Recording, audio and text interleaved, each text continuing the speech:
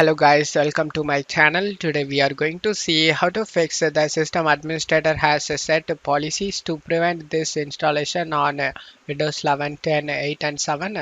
Let's fix it guys.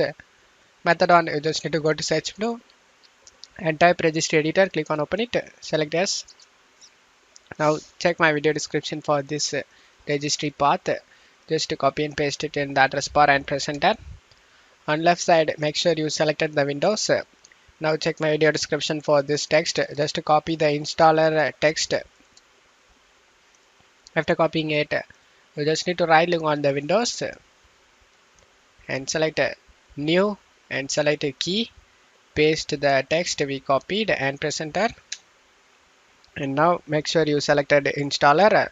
On right side, you just need to right click on the blank area and select new and select devote 32-bit value. Now check my video description, copy the second text and just rename this text guys. Press enter. Now you just need to double click on it. Make sure the value data is set 0 and click on OK. And now you just need to close stuff here and restart your PC. After restarting your PC, you can check if the problem solved or not. If not, method 2, you just need to go to search menu and type group policy editor.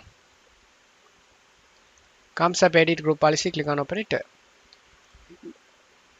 Under computer configuration, you just need to expand the administrative templates, Windows compounds, and just need to find Windows installer. Just to select the Windows installer. On right side, you just need to scroll down and find turn off Windows installer. Just double click on it.